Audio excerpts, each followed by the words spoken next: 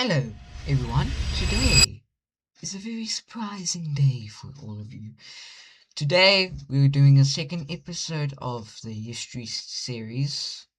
Right now, for the second episode, what we are going to be talking about is World War II. Quite another introduction there. But yes, we are going to be doing a second episode of the history series where we talk about World War II. Now, I'm just going to give out some 5 facts only. So fact number 1 is the Ghost Army. World War II was not just fought with real steel, bullets, and heavy artillery. One of America's most successful military units defeated the enemy using creativity, illusions, and theater. This top secret group was officially known as the 23rd Headquarters Special Troops. But they are remembered today as the Ghost Army. Instead of traditional frontline combat soldiers, the United States military recruited 1,100 artists, actors, and architects and sound engineers directly from art schools and theatre companies. The primary mission was completely unique. Use visual and auditory deception to trick realistic inflatable rubber tanks, trucks, and airplanes. Overnight, they could set up massive fake airfields, dummy supply depots, and giant military camps to simulate huge forces. To make the illusion completely believable, they used enormous mechanical speakers mounted on trucks. These speakers broadcasted the pre-recorded sounds of moving tanks, heavy construction work, and radio chatter that could be heard up to 25 kilometers away. So that's quite far. German scouts would see and hear what appeared to be a massive Allied division assembling, causing them to completely shift their troops to the wrong entirely, catching the enemy off guard. Okay. What a great way to ambush people, I guess. The Ghost Army operated dangerously close to the front lines across Europe, successfully pulling off over 20 large-scale deceptions. Their brilliant work was kept strictly classified for decades after the war ended. Modern historians estimated that these clever optical illusions and sound tricks saved between 15,000 and 30,000 Americans' lives by keeping the enemy completely fooled. So they tried to keep the people safe, I guess. Okay, fact number 2. Wojtek the Soldier Bee. Military history is filled with unusual mascots, but one animal became an officially enlisted rank-earning soldier who fought on the front lines. In 1942, a group of Polish soldiers moving through Iran encountered a young boy who had found an orphaned Sirenian brown bear cub. The soldiers traded some military rations for the bear, took him in, and named him Wojtek, which translates to joyful warrior. The soldiers raised the cub like a fellow troop, feeding him milk from empty bottles. As Wojtek grew into a massive animal, he adapted to camp life by drinking beer, eating fruit, and learning how to salute and playfully wrestle with the men. When the Polish unit prepared to board British transport ships to deploy to the war zone in Italy, a major problem arose. British military rules strictly banned any animals on the ships. To bypass this restriction, the Polish army officially enlisted Wojtek as a private. He received his own official paybook, rank, and military serial number. Wojtek quickly proved he was much more than a mascot during the brutal Battle of Monte Cassino. Seeing his human friends struggling to move heavy supplies across the muddy terrain, the enormous bear walked up to the ammunition trucks. He stood up on his hind legs and began carrying heavy crates of artillery shells directly to the front lines. He never dropped a single crate despite the terrifying sounds of explosions around him. His immense bravery inspired the entire unit, leading the company to change their official insignia to a drawing of a bear carrying an artillery shell. Corporal Wojtek survived the war and retired safely to the Edinburgh Zoo. Oh, that's actually cute. Fact number 3. Where's my mouse? Okay, fact number 3. The carrot radar myth. If you grew up hearing a popular claim that eating carrots will help you see in the pitch dark, you are experiencing the long-lasting effects of a World War II military cover-up. In 1940, during the intense nighttime bombing raids known as the Blitz, Nazi Germany targeted British cities after sunset. Suddenly, the British Royal Air Force began shooting down these German bombers in complete darkness with shocking, unprecedented accuracy. The British military needed to hide a massive technological breakthrough, so the Ministry of Information launched an aggressive public relations campaign to distract the enemy. The government announced to newspapers that their ace fighter pilots such as John Cat's Cunningham possessed near superhuman night vision because they ate massive amounts of carrots. Bright propaganda posters appeared across the country urging citizens to eat carrots so they could navigate blacked out city streets safely.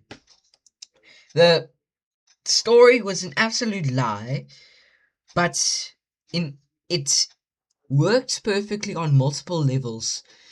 In reality, British scientists had invented a secret technology called airborne interception radar. This radar system was small enough to be installed inside fighter aircraft, allowing pilots to detect enemy bombers long before visually spotting them. The carrot story successfully stopped German intelligence from investigating why British planes were so effective at night, preventing them from developing countermeasures.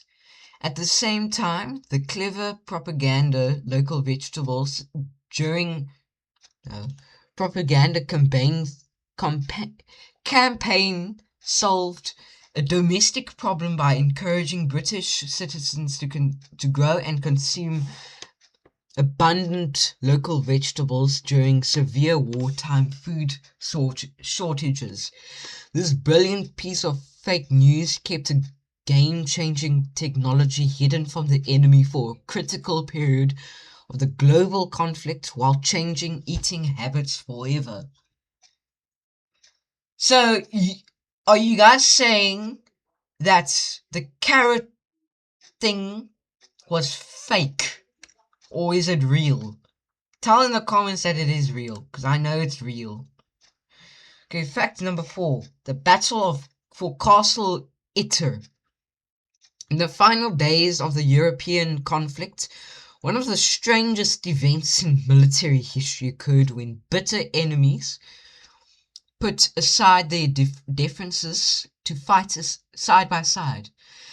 The setting was Castle Itter, a medieval fortress located in the mountains of Austria that the Nazi regime had converted into a prison for high-profile French VIPs, including former prime ministers and generals. Now, in May 1945, as the Nazi regime collapsed, the prison guards fled. However, a fanatical, heavily armed Waffen-SS or double S units remained in the surrounding forests, determined to retake the castle and execute all the prisoners before the war ended. Desperate for protection, a French cook escaped the fortress and located a nearby group of regular regime gangle wanted to save the prisoners but lacked enough men, so he drove out and located an American tank unit commanded by Captain John Jack Lee. In an incredible twist of fate, the American soldiers and the regular German soldiers decided to form a rescue alliance. Together, the small mixed force of Americans, Germans, and the French prisoners themselves heavily barricaded the castle walls. On May 5th, the fanatical Double S launched a fierce, overwhelming assault on the fortress. The makeshift allies fought bravely side by side for hours, sharing ammunition and defending the crumbling walls against superior numbers. Just as the ammunition supplies were nearly exhausted, an American relief column arrived to defeat the Double S. This extraordinary event remains the only battle of the entire war where American and German soldiers fought as allies against a common enemy. Well, that's a wonderful story. Let's move on to fact number 5. Fact number 5, the Nazi explosive chocolates.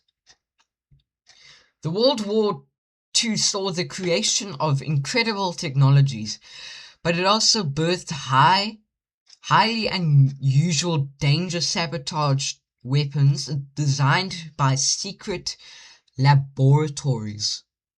One of Nazi Germany's most bizarre and sinister makers and undercover agents, this hidden weapon was specifically created to assassinate high-ranking British officials.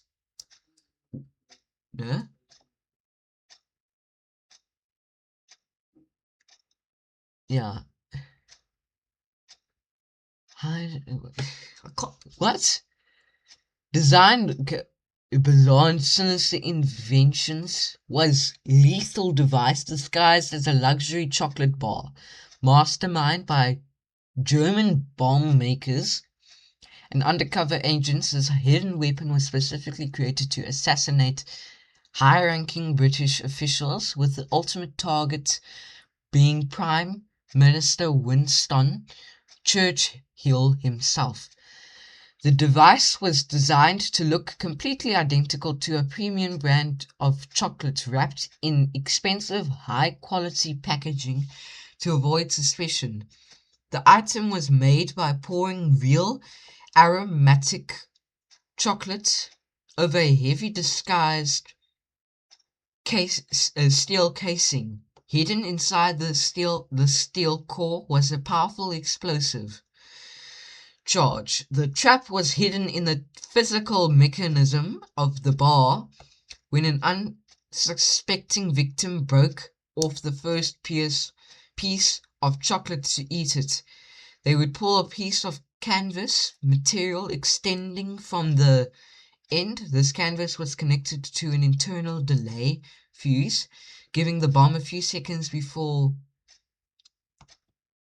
detonating like a military grenade. The Nazi plan was to have secret agents smuggle these lethal treats. Intelligence officers discovered the existence of this plot before any candy would be delivered. Senior British officials immediately created detailed, colored illustrations of the explosive chocolates and sent them to food inspectors and guards across the nation.